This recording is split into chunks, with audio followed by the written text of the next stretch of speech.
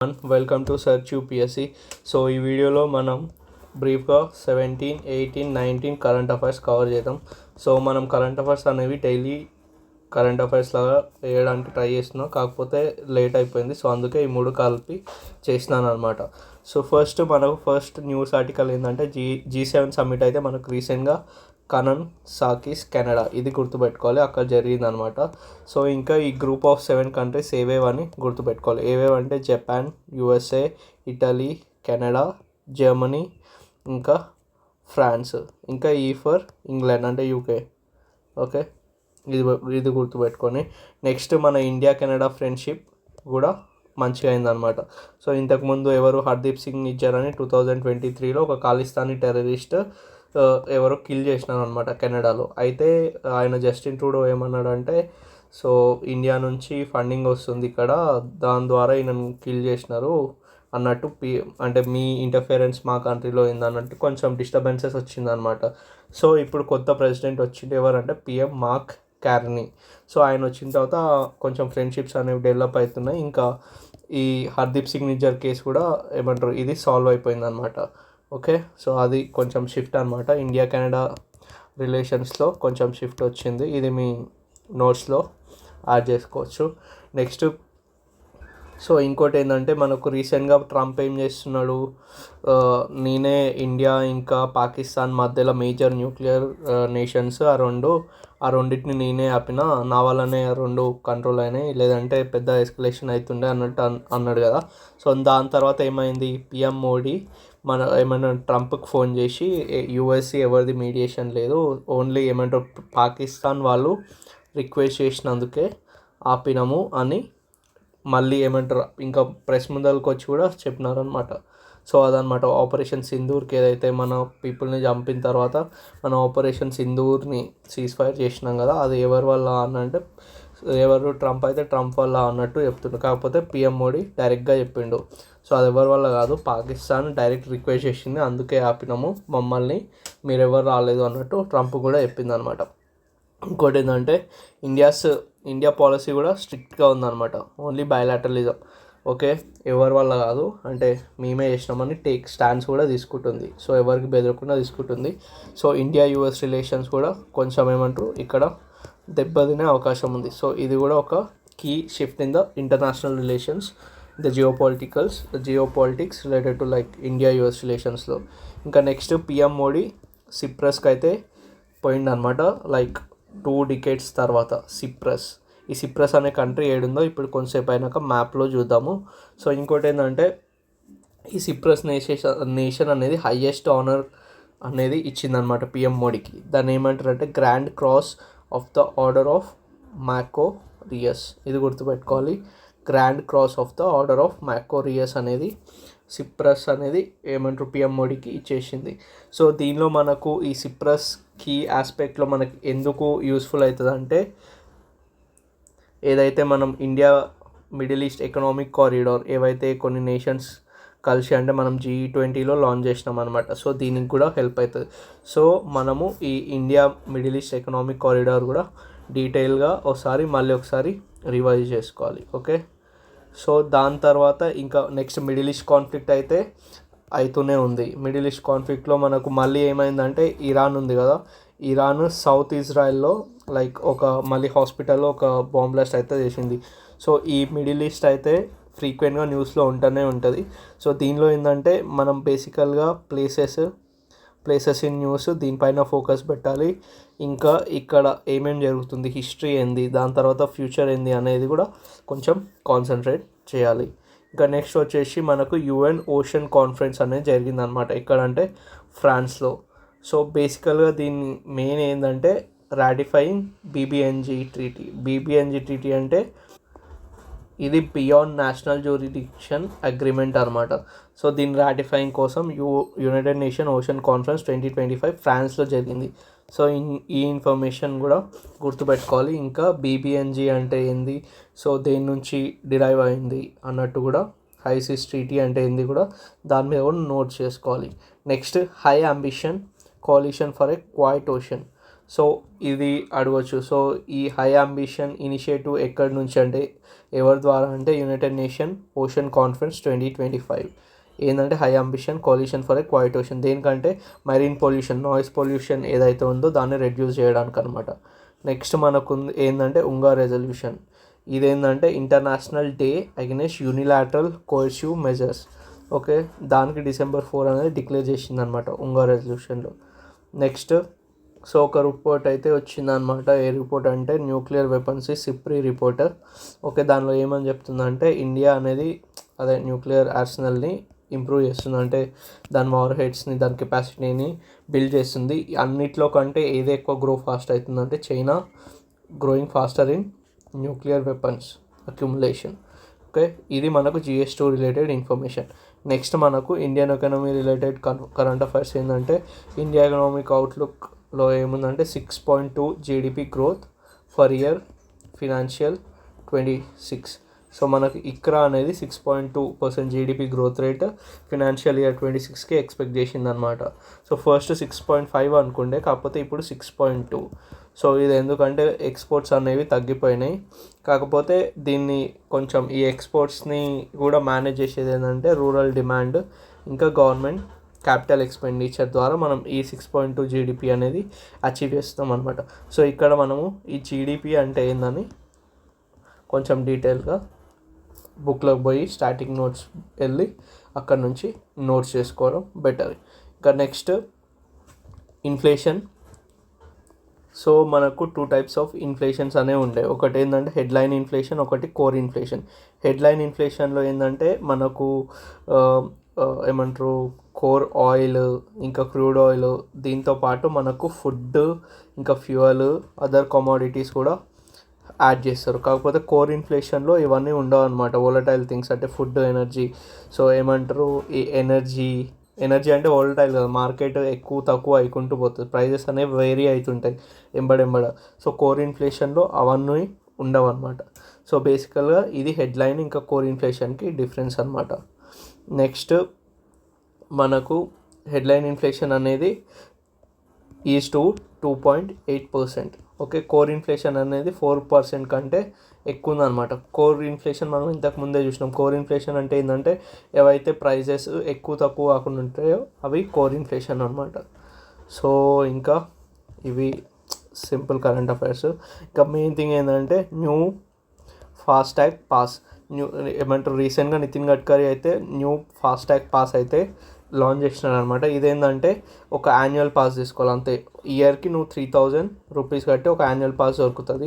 So only for private vehicles. So దానిలో ఏంటంటే నువ్వు 200 ట్రిప్స్ అన్నా లేదంటే 3000 రూపీస్ మనీ అయ్యే వరకన్నా నువ్వు తిరగచ్చు ఇయర్ లోపు. సో అది ఎప్పటి నుంచి లాంచ్ చేస్తున్నారంటే ఇండిపెండెన్స్ డే అంటే August 15, 2025 నుంచి లాంచ్ చేస్తున్నారు. ఓకే, నెక్స్ట్ మనకు కండ్లా పోర్ట్ కంజెషన్ అనేది అవుతుందన్నమాట. సో రీసెంట్గా ఎడబుల్ ఆయిల్ షార్టేజ్ అయితే వస్తుందన్నమాట. ఎందుకంటే మనకు కండ్లా పోర్ట్ దగ్గర కంజెషన్ అనేది జరుగుతుంది. సో ఈ కండ్లా పోర్ట్ ఎక్కడ ఉందో చూద్దాం. సో ఇక్కడ చూస్తే మనకు ఈ కండ్లా పోర్ట్ అయితే మనకు గుజరాత్ దగ్గర ఉంది.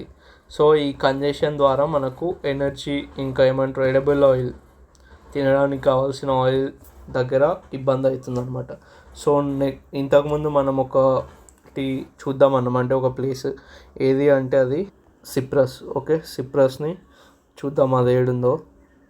ఓకే, సో సిప్రస్ అయితే మనకు ఇక్కడ చూడొచ్చు. సో ఈ సిప్రస్ వచ్చేసి మనకు నార్త్ ఆఫ్ సౌత్ ఆఫ్రికా అంటే మిడిల్ ఈస్ట్కి దగ్గర ఉందన్నమాట సిప్రస్. ఓకే, సిరియా ఇంకా లెబనాన్. ఓకే, సో ఇదన్నమాట సిప్రస్ యొక్క లొకేషన్. ఇంకా నెక్స్ట్ వచ్చేసి కాటన్ ఇంపోర్ట్స్. సో ఇక్కడ మనకు ఈ కాటన్ ఇంపోర్ట్ అవుతుందా ఎక్స్పోర్ట్ అవుతుందా అనేది తెలియాలన్నమాట. సో కాటన్ ఇంపోర్ట్ అవుతుందా ఎక్స్పోర్ట్ అవుతుందా అంటే కాటన్ ఇంపోర్ట్ అయితే ఇంక్రీజ్ అయిందనమాట. ఎంతంటే 133% అనేది కాటన్ ఇంపోర్ట్స్ అయితే ఇంక్రీజ్ అయింది. ఇంకా ఇంటర్నేషనల్ కాటన్లో ఏమంటారు అది మన కాటన్ కంటే 8% చీపర్ అనమాట. సో అది economy related GS3. Next GS3 science and tech, defence, environment cover చేద్దాం. సో బేసికల్గా INS అర్నాలా. సో ఈ INS అర్నాలా అంటే ఏంటంటే ఒక first anti submarine warfare shallow water craft అనమాట. First anti submarine warfare shallow water craft. Okay, సబ్మరీన్కి against అనమాట ఫస్ట్ది. ఏదైతే వాటర్ క్రాఫ్ట్ ఉంటుందో అది ఫస్ట్, అదేమంటారు ఐఎన్ఎస్ అర్నాలా. ఇది దేని ద్వారా కమిషన్ అంటే ఇండియన్ నేవీ అనమాట. ఎక్కడ అంటే విశాఖపట్నం. ఇంకోటి ఇక్కడ ఏది గుర్తుపెట్టుకోవాలంటే ఇది మొత్తానికి ఇండిజీనియస్ కాదు. ఇండిజీనియస్ ఎంత అంటే ఓన్లీ 80% ఇండిజీనియస్. ఏది ఐఎన్ఎస్ అర్నాలా. నెక్స్ట్ మనకు గూగుల్ సేఫ్టీ ఇంజనీరింగ్ సెంటర్ అనేది అయితే మనకు ఫస్ట్ అంటే ఏషియాలోనే ఫస్ట్ హైదరాబాద్ దగ్గర మనకు ఇనాగరేట్ చేసినారనమాట. ఓకే, దేనిపైన ఫోకస్ అంటే మెయిన్ ఈ సెంటర్ది ఏఐ సేఫ్టీ, ఇంకా సైబర్ ప్రొటెక్షన్, ఇంకా రెస్పాన్సిబుల్ ఏఐ, దీని main focus areas. Next India's quantum communication. Okay, so మనకు ఫ్రీ స్పేస్ క్యూకేడి అయితే మనకు quantum entanglement for secure communication అయితే సక్సెస్ఫుల్గా డెమాన్స్ట్రేట్ చేసిందనమాట. సో ఈ క్వాంటమ్ కంప్యూటింగ్ అంటే ఏంది, ఇంకా క్వాంటమ్ ఎంటాంగిల్మెంట్ అంటే ఏంది అనేది స్టాటిక్ సోర్సెస్ నుంచి చూసుకోవచ్చు, మనకు సైన్స్ అండ్ టెక్లో ఉంటుంది. సో ఇంకోటి ఏంటంటే if you want like detail notes కావాలంటే నాకు ఒకసారి కామెంట్ సెక్షన్లో చేయండి. So next current affairs complete cover చేసేటప్పుడు మనం ఒక్కొక్క టాపిక్ని కొంచెం ఇంకా దీనికంటే ఇన్డెప్త్గా వెళ్ళొచ్చు. నెక్స్ట్ మనకు ఒక న్యూ ప్లాంట్ స్పీసీస్ అయితే దొరికిందనమాట. దాని పేరు ఏంటంటే పోర్చులాకా భారత్. అది ఎక్కడంటే అరవల్లి హిల్స్ దగ్గర, Rajasthan, by botanical survey of India. ఈ ఇన్ఫర్మేషన్ గుర్తుపెట్టుకోవాలి. పోర్చులాకా భారత్ అంటే ఏందని అడగొచ్చు. ఏ స్పీసీస్, ఇన్సెక్టా లేదంటే రెప్టైలా, ఏదో ఒకటి అని అంటాడు. సో అదేంటంటే ప్లాంట్ స్పీసీస్ అనమాట. సో ఇంకోటి ఏంటంటే మనకు సైబర్ సురక్ష ఎక్సర్సైజ్ అయితే డిఫెన్స్ సైబర్ ఏజెన్సీ అయితే లాంచ్ చేసిందనమాట. Defence cyber agency, ministry of defence. ఇది కూడా గుర్తుపెట్టుకోవాలి, ఎందుకంటే కన్ఫ్యూజ్ చేస్తారు. వేరే మినిస్ట్రీ ఇచ్చి మనం వేరే లైక్ అట్లా చేయొచ్చు. సో ఇదేంటంటే ఒక 12 day ఎక్సర్సైజ్ అనమాట. దేని మీద ఫోకస్ అంటే సైబర్ థ్రెట్ మీద ట్రైనింగ్ ఇస్తారనమాట. సో ఓకే, సైబర్ సురక్ష ఇది గుర్తుపెట్టుకోండి. Next world day to combat desertification and drought. Okay, so దానిలో మెయిన్ థీమ్ ఏంటంటే restore the land, unlock the opportunities. Okay, ఎప్పుడంటే June 7th మనకు world day to combat desertification and drought అనమాట. So the main theme ఏంటంటే restore the land, unlock the opportunities. So మనకు టీజీపీఎస్సీలో ఇట్లాంటి questions అడుగుతాడు మెయిన్గా. ఏంటంటే ఇప్పుడు world day to combat desertification and drought యొక్క మెయిన్ థీమ్ ఏంది, restore the land, unlock the opportunities అని ఇచ్చి ఇంకా వేరే ఒక 4 types ఆఫ్ థింగ్స్ ఇస్తాడు. అట్లా అనమాట, మనం గుర్తుపెట్టుకోవాలి. నెక్స్ట్ మనకు అచల్ అనేది ఒక ఫాస్ట్ పెట్రోల్ వెహికల్ అనమాట. పెట్రోలింగ్ అంటే మనం అదే అంటే ఇప్పుడు ఇండియా ఉంది కదా, సో ఇండియాకి ఇక్కడ కోస్టల్ సైడ్ లేదంటే పెట్రోలింగ్ అంటే ఏంది, బేసికల్గా ఎవరైనా దొంగలు వచ్చినారా ఏందని పోలీసులు చూస్తారు కదా. సో అట్లనే మనకు ఆచల్ అనేది ఒక ఫాస్ట్ పెట్రోల్ వెహికల్ అనమాట. అంటే అదేం చేస్తుంది, ఇండియా కోస్టల్ ఏరియా ఉంటుంది కదా, సో అక్కడ పెట్రోలింగ్ చేస్తుంది అనమాట. సో ఇది 5th FPV అనమాట. సో ఇంత గుర్తుపెట్టుకున్నా సరిపోతుంది. నెక్స్ట్ నిసార్ శాటిలైట్, ఇదైతే కొంచెం ఇంపార్టెంట్. సో దీని రిలేటెడ్ నోట్స్ కూడా కొంచెం గూగుల్లో సెర్చ్ చేసి లేదంటే ఇంటర్నెట్లో సెర్చ్ చేసి నోట్స్ చేసుకోండి. ఓకే, సో ఈ నిసార్ శాటిలైట్ అంటే నాసా ఇస్రో సార్ శాటిలైట్ అయితే మనకు శ్రీహరికోట దగ్గర అరైవ్ అయిందనమాట, అంటే వచ్చిందనమాట లాంచ్ కోసం. ఓకే, సో మళ్ళీ ఫర్దర్గా మనకు న్యూస్లో వస్తుంది, అప్పుడు ఈ నిసార్ శాటిలైట్ని కొంచెం డీటెయిల్గా తెలుసుకుందాం. నెక్స్ట్ గ్రీన్ ఇండియా మిషన్ అయితే మన ఇండియా అయితే రివైజ్ చేసింది. సో కొత్త డాక్యుమెంట్ ఏంటంటే 2021 నుంచి 2030 వరకు రిలీజ్ చేసింది. అంటే మన టార్గెట్స్ అనేవి 2030 వరకు ఎక్స్టెండ్ అయినాయి. ఓకే, నెక్స్ట్ మనకు సోషల్ ఇష్యూస్ ఇంకా గవర్నెన్స్ అంటే GS2 ఏంటంటే మనకు కర్ణాటక ఏం చేసిందంటే కర్ణాటక గవర్నమెంట్ మనకు డైలీ హవర్స్ ఏదైతే లైక్ IT కంపెనీస్ ఉంటాయో అవి 10 అవర్స్ వరకు ఎక్స్టెండ్ చేసింది అనమాట. సో దీని పరంగా ఏమంటారంటే యూనియన్స్ ఉంటాయి కదా కర్ణాటకలో, సో మీరు ఎట్లా ఎక్స్టెండ్ చేస్తారు, ఇది ఒక మోడర్న్ స్లేవరీ లెక్క అయిపోతుంది అని కేఐటియు ఇంకా అంటే అక్కడ ఉండే యూనియన్స్ అయితే కర్ణాటక గవర్నమెంట్కి అగెనిస్ట్గా ప్రొటెస్ట్ చేస్తున్నాయి అనమాట. సో ఈ ఆర్టికల్ రిలేటెడ్ దీని ప్రకారం మనం దేనిపైన ఫోకస్ చేయాలి అంటే లేబర్ లాస్ ఏవైతే మనకు వచ్చినాయో 2019 ఆ టైంలో, సో అవి ఒకసారి రివిజిట్ చేసి దాన్ని మళ్ళీ ఒకసారి చదివితే బెటర్. సో ఇంకోటి ఏంటంటే గోదావరి బంకచెర్ల డిస్ప్యూట్ ఎవరెవరికి అంటే ఆంధ్ర ఇంకా తెలంగాణ. ఓకే, సో దీన్ని మనకు టీజీపీఎస్సీకి కూడా ఇంపార్టెంట్ అవుతుంది ఎందుకంటే కరెంట్ అఫైర్స్లో ఉందన్నమాట. సో ఇది దేని గురించి అంటే మెయిన్గా గోదావరి వాటర్ డిస్ట్రిబ్యూషన్ గురించి మెయిన్ డిస్ప్యూట్. నెక్స్ట్ సో మనకు మినిస్ట్రీ ఆఫ్ పంచాయత్ రాజ్ ఇంకా భాషిని రెండు ఇంటిగ్రేట్ అయ్యి ఏమంటారు లాంగ్వేజ్ బ్యారియర్స్ ఏవైతే రూరల్ గవర్నెన్స్లో ఇంకా అక్కడ ఉందో దాన్ని తక్కువ చేయడానికి మినిస్ట్రీ ఆఫ్ పంచాయత్ రాజ్ ఇంకా భాషిని అనేది ఇద్దరు కలిసి చేస్తున్నారు అనమాట. భాషిని అంటే ఏంటంటే మెయిన్గా ఇది ఒక ఏఐ టూల్ అనమాట. సో దీని ద్వారా మనం ఏం చేస్తామంటే మనం ఏదైనా లాంగ్వేజ్లో ఇప్పుడు టెక్స్ట్ ఇచ్చినాం అనుకో, తెలుగులో ఇస్తే దాన్ని హిందీ లేదంటే వేరే బెంగాలీ ఏ లాంగ్వేజ్లో అయినా ట్రాన్స్ఫర్ చేస్తుంది అనమాట, అంటే కన్వర్ట్ చేస్తుంది. నెక్స్ట్ మనం ఆడియో నుంచి టెక్స్ట్ కూడా కన్వర్ట్ చేస్తుంది వేరే లాంగ్వేజ్లోకి, ఏముంది ఏం మాట్లాడుతున్నారు అన్నట్టు. సో ఇది భాషని ఎవరు ఇన్నోవేట్ చేసినారంటే ministry of electronics and IT communications. Okay, ఇది కూడా గుర్తుపెట్టుకోండి. నెక్స్ట్ జెండర్ బడ్జెటింగ్ ఏంటంటే సో బేసికల్గా మనకి జెండర్ బడ్జెటింగ్ అంటే ఏంది, సో జెండర్ బేసిస్ పైన బడ్జెట్ అంటే మెన్కి ఇంత బడ్జెట్, ఉమెన్కి ఇంత బడ్జెట్, సో ఇది జెండర్ బడ్జెటింగ్ అనమాట. సో ఏమవుతుందంటే ministry of women and child development ఏం చేస్తుందంటే ఫస్ట్ టైం ఒక నేషనల్ కన్సల్టేషన్ అయితే ఆర్గనైజ్ చేస్తుంది అనమాట, అంటే జెండర్ బడ్జెట్ పైన డిస్కస్ చేయడానికి. సో ఇది మెయిన్ థింగ్.